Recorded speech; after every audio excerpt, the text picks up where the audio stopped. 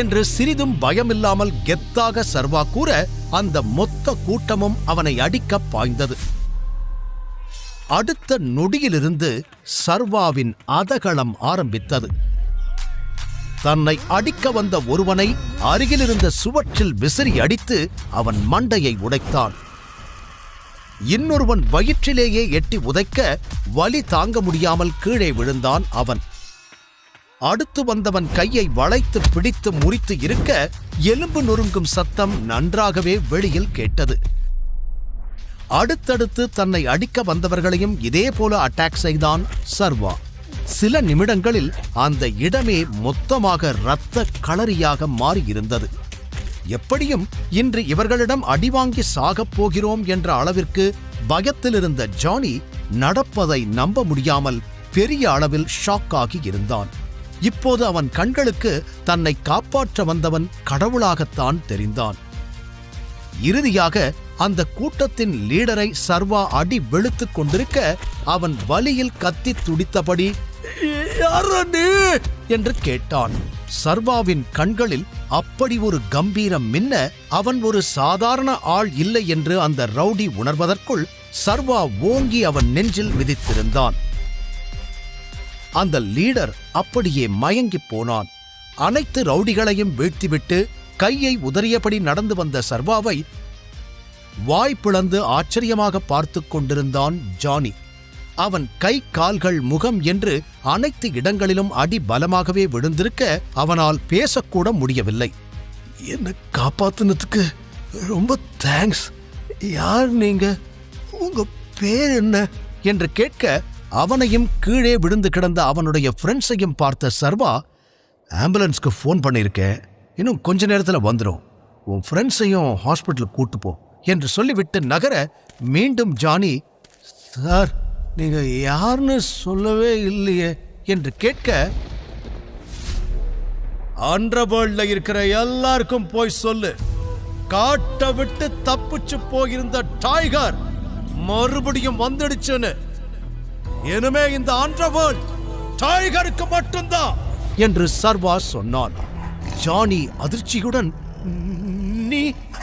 நீங்க டைகர் என்று சொல்லி தடுமாற தான் காண்பது கனவா இல்லை உண்மையா என்று கூட ஜானிக்கு புரியவில்லை. சர்வா முகத்தில் கர்ச்சீஃப் கட்டி இருந்ததால் அவன் முகத்தை முழுவதுமாக ஜானியால் பார்க்க முடியவில்லை. அதிர்ச்சியிலிருந்து மீள முடியாமல் ஜானி மேலும் எதுவும் பேசும் முன் சர்வா அங்கிருந்து கிளம்பியிருந்தான். ரவுடிகளோடு சண்டை போட்ட அவனுக்கும் சில அடிகள் விழுந்திருக்க கை கால் எல்லாம் நன்றாகவே வலித்தது. அந்த வலியுடனே வேதிகாவின் வீட்டிற்கு வந்து சேர்ந்தான். உள்ளே நுழைவதற்கு முன்பே நன்றாக மூச்சை இழுத்து விட்டு கொண்டவன், உள்ள என்ன நடந்தாலும் நிதானமாயிருக்கணும் என்று தனக்குத்தானே சொல்லிக்கொண்டு மெல்ல உள்ளே நுழைந்தான்.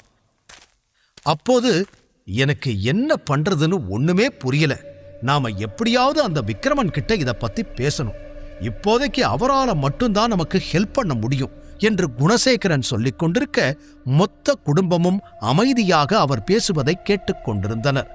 அனைவர் முகமும் சற்று சீரியஸாக தெரிந்தது. கூடவே ஏதோ பிரச்சனையில் இருக்கிறார்கள் என்பதையும் சர்வாவால் புரிந்து கொள்ள முடிந்தது. அது எப்படி பாசிபிள்? எனக்கு ஒன்னும் நம்பிக்கை இல்லை, இதுக்கு வேற எந்த வழியும் இல்லையா என்று தீரஜ் கேட்க, நீயே இப்படி சொன்னா என்ன அர்த்தம்? நீதான் ஏதாவது பண்ணணும், நீதான் அந்த விக்ரமனை மீட் பண்ணி பேச ஒரு வழியை கண்டுபிடிக்கணும், அவர் உனக்கு நல்லா தெரிஞ்சவர் தானே, அப்புறம் என்ன என்று குணசேகரன் தீரஜை முறைத்து பார்த்தார். சரியா சொன்னீங்க, H&T கார்ப்பரேஷன்ல இருந்து நமக்கு ஹெல்ப் கிடைக்காத வரைக்கும் நம்மளால இந்த பிரச்சனையை சரி பண்ணவே முடியாது என்று அடுத்ததாக அம்பிகா கூறினார். உடனே வேதிகா, அம்மா என்ன பேசிக்கிட்டு இருக்கீங்க? அப்படியெல்லாம் நமக்கு ஈஸியா யாரும் ஹெல்ப் பண்ணிட மாட்டாங்க. அதுவும் நீங்க சொல்ற இடம் யாரோட கட்டுப்பாட்டுல இருக்கு தெரியுமா? டைகர் கட்டுப்பாட்டுல இருக்கு. கொஞ்ச நாளாவே டைகர் திரும்பி வந்துட்டதா வேற ஒரு ரூமர் போய்கிட்டு இருக்கு. அப்படியெல்லாம் ஈஸியா நம்மளால டைகரை மீட் பண்ணிட முடியாது. அதுவும் இல்லாம டைகரை யாருமே பார்த்ததில்லைன்னு வேற பேசிக்கிறாங்க. அதனால வேற ஏதாவது ஆப்ஷனை தான் பார்க்கணும் என்று கூறினாள். வேற வழிதானே, ஏன் இல்லாம? ஒரு வழி இருக்கு, நீ மட்டும் நான் சொல்ற மாதிரி கேட்டா போதும் என்று அம்பிகா ஆரம்பிக்க அனைவரும் அவரை பார்த்தனர். நீ நம்ம பிசினஸ்ல பார்ட்னரா இருக்கிற பிரவீனை கல்யாணம் பண்ணிக்கோ, இந்த பிரச்சனையெல்லாம் ஈஸியா முடிஞ்சிடும். இந்த ஒண்ணுமில்லாத வெறும் பயலை கல்யாணம் பண்ணிக்கிட்டு நீ என்ன பண்ண போற? நான் சொல்ற மாதிரி பண்ணு, எல்லா பிரச்சனையும் முடிஞ்சிடும் என்று அம்பிகா சாதாரணமாக கூற மற்றவர்கள்தான் சற்று ஷாக் ஆகினர். அம்மா, ஏம்மா நீங்க வேற சம்பந்தம் இல்லாம பேசிக்கிட்டு இருக்கீங்க என்று வேதிகா ஏதோ பேச வர, நீ வாய மூடுடி, உனக்கு என்ன தெரியும்? நீ என்ன நினைச்சுக்கிட்டு இருக்க? காலம் முழுக்க அந்த பிச்சைக்காரன் கூட வாழ முடிவு பண்ணிட்டியா? அப்படி ஒரு நினைப்பு இருந்தா இப்பவே தூக்கி போட்டுடு. உனக்கு எப்படிப்பட்ட வாழ்க்கையை அமைச்சு கொடுக்கணும்னு எனக்கு தெரியும். எல்லாத்தையும் நான் பாத்துக்கிறேன். நான் சொல்றத மட்டும் நீ செஞ்சா போதும் என்று திட்டவட்டமாக கூறிய அம்பிகா இப்போது வரை சர்வாவை ஏற்றுக்கொள்வதை பற்றி ஒரு செகண்ட் கூட யோசிக்கவில்லை. எப்படியாவது அவனை கத்தரித்துவிட்டு வேறு நல்ல மாப்பிள்ளையாக பார்த்து வேதிகாவிற்கு பெரிய வாழ்க்கை அமைத்து தர வேண்டும் என்பதுதான் அவரது குறிக்கோள். உள்ளே நுழைந்த சர்வாவிற்கு ஓரளவு விஷயம் புரிந்தது. ஏதோ கம்பெனி பிரச்சனையை பேசிக்கிட்டு இருக்கிற மாதிரி தான் தெரியுது. ஆனா எதுக்காக இவங்க டைகர் விக்ரமன்னு நம்மளை பத்தி பேசிக்கிட்டு இருக்காங்க? உள்ள போய் ஆட்டத்தை கலைச்சாதான் விஷயம் என்னன்னு தெரியும். இந்த மாமியார் வேற தேவையில்லாம என் வாழ்க்கையில கல்ல தூக்கி போட பாக்குதே. எப்படியாவது இதுக்கு ஒரு ஃபுல் ஸ்டாப் வைக்கணும் என்று யோசனை செய்து கொண்டே நுழைந்த சர்வா, ஹலோ, எல்லாரும் என்ன ரொம்ப ஜாலியா பேசிக்கிட்டு இருக்கீங்க போல என்று சாதாரணமாக கேட்டுக்கொண்டு முன்னால் வந்து நின்றான். அவனை பார்த்ததும் அனைவரது முகமும் மாறியது. அதிலும் குறிப்பாக தீரஜ் சர்வாவை ஆழமாக பார்த்தான். நீ யாரு, நீ என்னெல்லாம் பண்ற, எங்களுக்கு எல்லா விஷயமும் தெரிஞ்சிடுச்சு. இனிமேலையும் உன்னால எங்களை ஏமாத்த முடியாது என்று சொன்னான். அதை கேட்ட சர்வா ஒரு நொடி அதிர்ந்து நின்றான்.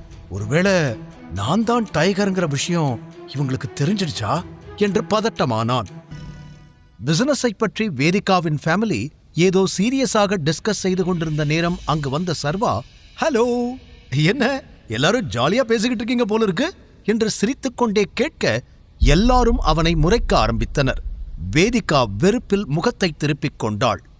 செல்போனில் ஒரு வீடியோவை பிளே செய்து டேபிள் மீது வைத்தான் தீரஜ். அதில் சர்வா சிறிது நேரத்திற்கு முன்னால் ஷிவானிக்காக ஹோட்டலில் ஒருவனை போட்டு அடி வெளுத்துக் கொண்டிருந்த காட்சி வீடியோவாக ஓடிக்கொண்டு இருந்தது. இதை எவன்டா வீடியோ எடுத்தது என்ற கேள்வி மனதிற்குள் வந்து போக, இப்போது அவன் மீது ஏன் இவர்கள் இவ்வளவு கோபமாக இருக்கிறார்கள் என்பதை புரிந்து கொண்டான். அது அங்க என்ன நடந்துச்சுன்னா என்று விளக்கம் சொல்ல ஆரம்பிக்க, அவனின் மாமியார் அம்பிகா உடனே, நீ ஒரு விளக்கமும் கொடுக்க வேணாம், அங்க என்ன நடந்திருக்குன்னு எங்களுக்கு நல்லாவே புரியுது என்றார்.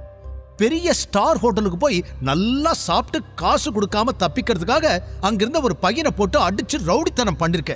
நீ எல்லாம் என்ன ஜன்மமோ தெரியல என்று அம்பிகா கத்த, ஐயோ ஆண்டி, நான் சொல்றதையும் கொஞ்சம் கேளுங்க என்று சர்வா தன் பக்க நியாயத்தை சொல்ல வர, அவனை தடுத்த வேதிகா, முதல்ல நான் கேட்கிற கேள்விக்கு பதில் சொல்லு. நீ எதுக்கு அவ்வளோ எக்ஸ்பென்சிவான ஹோட்டலுக்கு முதல்ல போன?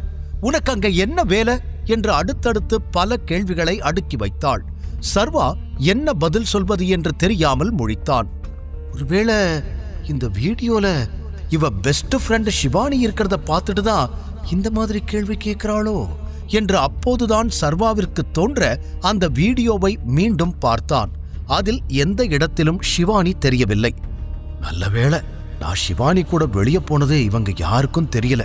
தெரிஞ்சிருந்தா இதை வச்சே பெரிய பிரச்சனை பண்ணிருப்பாங்க என்று சர்வா நிம்மதி அடைந்தாலும், பக்கத்துல தான் இருந்தா அவ மட்டும் எப்படி வீடியோல தெரியாம போனா என்ற சந்தேகமும் எழுந்தது. உன்கிட்ட தான் கேட்டுட்டு இருக்கேன், பதில் சொல்லு, எதுக்கு அவனை அடிச்ச? வேதிகா கத்தினாள். கொஞ்சம் எல்லாருமே நான் சொல்றத கேக்குறீங்களா? அடிச்சேன்னு திரும்ப திரும்ப அதையே சொல்றீங்களே, எதுக்காக அடிச்சேன்னு கேட்கவே மாட்டீங்களா? என்ன திட்டணும், அதுதானே இப்போ உங்க எல்லாருக்கும் வேணும். சரி, முதல்ல திட்டி முடிங்க, அப்புறம் நான் ஏன் அவனை அடிச்சேன்னு உண்மையை சொல்றேன் என்று கைகளை கட்டிக்கொண்டு சர்வா நிற்க, ஆமா, இவர் பெரிய நீதிமான், நீதியை நிலைநாட்ட ஒரு அப்பாவி பையனை போட்டு அடிச்சிருக்காரு, அதுக்கு நாங்க காரணம் வேற கேட்டு தெரிஞ்சுக்கணுமா என்று அம்பிகா முறைக்க, தெரிஞ்சுக்கணும் தான், அவன் ஒன்னும் நீங்களாம் நினைக்கிற மாதிரி அப்பாவி கிடையாது, அவன் தான் என்கிட்ட பிரச்சனை பண்ணான், என் கூட இருந்த பொன். என்று சொல்ல வந்த சர்வா சட்டென வாயை மூடிக்கொள்ள வேதிகா அவனை கண்களை சுருக்கி பார்த்தாள். இப்ப என்ன சொன்ன? உன் கூட யார் இருந்தா என்று சரியாக கேட்டுவிட சர்வா பதில் சொல்லாமல் தடுமாறினான். ஐயோ ஐயோ என்று தலையில் அடித்துக்கொண்ட அம்பிகா, என் பொண்ணு வாழ்க்கையே நாசமா போச்சு.